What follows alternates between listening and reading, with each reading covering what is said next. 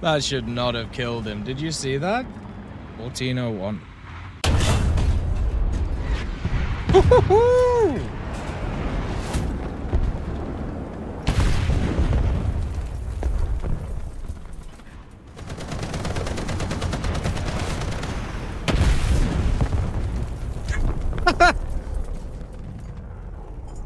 Hello everyone, hope you're doing well. I thought I'd talk about the T58 today, a new premium that came in this update. Now, I did request this from Gaijin as a test drive, so I have it for 30 days, and to be honest, I usually don't like doing this. I don't like test driving stuff, I kind of like researching stuff. But when it came to this vehicle, there was a lot of people who asked me my opinion on it, and also at the same time, a lot of people who wanted to see some gameplay. So I decided this time I would actually do it. So what are my feelings about the T58? It's fun. It's a really enjoyable vehicle. There is a lot of parts to it which are incredibly fun. And also, when it comes to its intricacies, it has some weird, odd stuff too. So what we're going to do in this video is have a look at all of those different things. First of all, let's talk about a few of its weird quirks. This is a heavy tank. It's at 8.3, it's at rank 5. Every other vehicle that is at 8.3 for the ground tech tree for America is actually at rank 6. So this one is a lower rank than it should be in terms of its BR. They've obviously done that to make it not as good as a premium, because you obviously get the premium bonus for grinding, so it's only good at researching rank 6 and below instead of rank 7 and below. Also might be a way to make it a bit cheaper and a bit more accessible for people too, since usually the lower rank premiums are a little bit less costly. But also it's just a little bit weird seeing your full lineup be at rank 6 and then also your vehicle being at rank 5. Talking about the lineup, by the way, 8.3 America is stacked. You have the Bradley, the T95E1, the XM246, the M60A2, the M901, and of course the M60A1AOS. This lineup is insane in terms of the game, and you have a little piece of everything. You also have good air support in the form of the Cougar, if you know how to use the missiles, and then also you have cast support with some very large planes with some very large bombs, meaning that you can leave quite a few craters in places, which can be quite fun. So the lineup that is surrounding this thing is insane, and that's actually one of the great things about this vehicle. It means that you are opened up with this vehicle to kind of play how you want, because if you die, that's okay, because you can just spawn in something else alongside of it. Sometimes when you have solo carry vehicles, it really takes away from the actual vehicle itself, because you have to play in a very specific way, because if you die, you're pretty much done. You know, you don't have a lot else going on. But with this one, if you die, it's okay. You have a bunch of medium tanks you can bring in, you have a bunch of light tanks, some AAs, and also CAS options too, so it frees you up with kind of playing in that heavy tank role. Now, another thing that is very weird about this vehicle, it's a heavy tank, but it has access to artillery. I think it might be the only heavy tank in the game that has access to artillery. My guess is they're going to change this because it just seems really odd. I do remember back in the day when certain vehicles would get access to certain mechanics that they shouldn't, and something tells me the T58 getting artillery is one of those. So that's just another little quirk that this vehicle has. Another thing to also note is when it comes to its loader, they actually buffed it on the dev server, so it's now 2.6 seconds on the live server, and that is absolutely insane. It basically means that even if you cock up a shot, another one is coming down the barrel very, very quickly. Now, I decided to use the heat shell on this vehicle. It has the HESH shell, which we don't talk about, and then also you have the APC-BC. I can definitely understand why people would use the APC-BC, It looks like a pretty good shell. I just wanted to make sure that when I was hitting targets, I was penetrating them. Most targets at this BR you can pen with the APC-BC, so if you want to use that, go ahead. But for me, it was just more of one of those, okay, I do want to do damage, I do want to hit the target with the better muzzle velocity and also with the better penetration. The APC-BC is probably better from a overpressure point of view.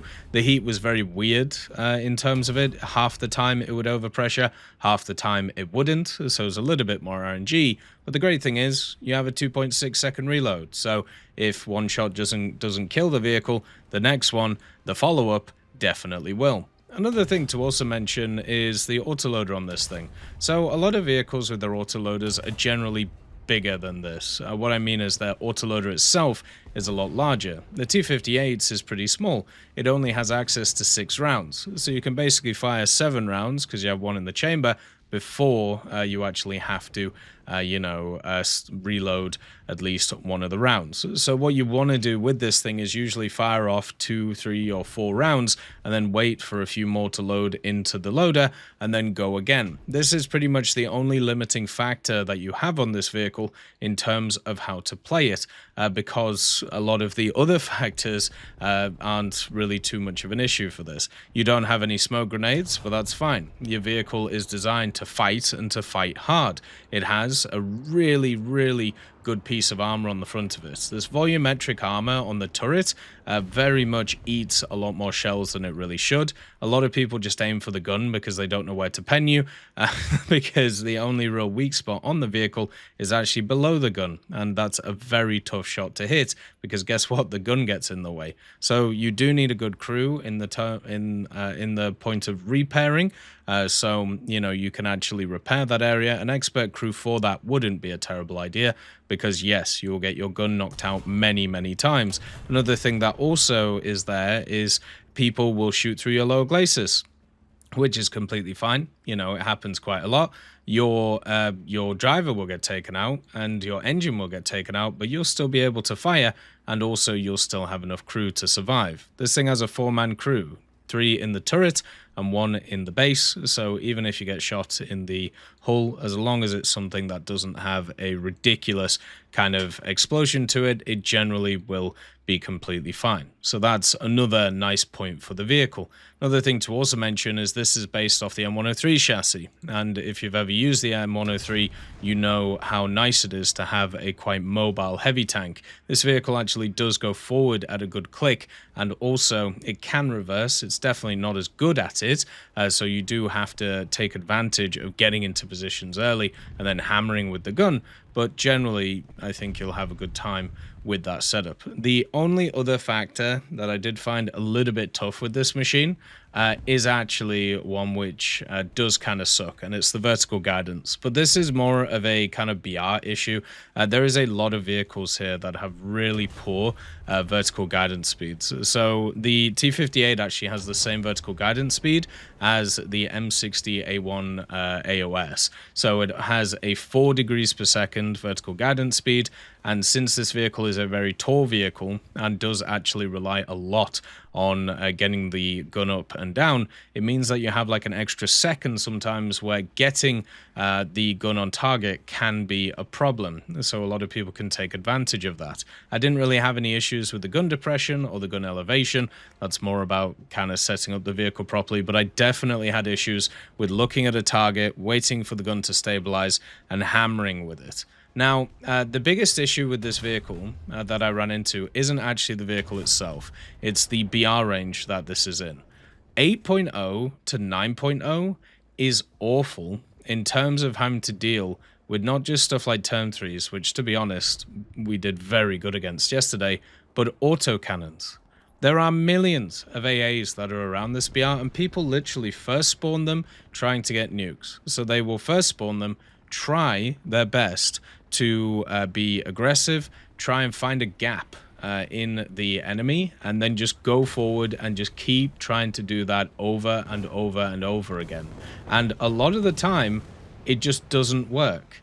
But when it does, it's extremely annoying because basically you're just dealing with these fully stabilized, very good targeting speed vehicles that can just do and then just take out a bunch of your stuff. Somehow Gepard penned me frontally in this thing, and I have absolutely no idea how it did.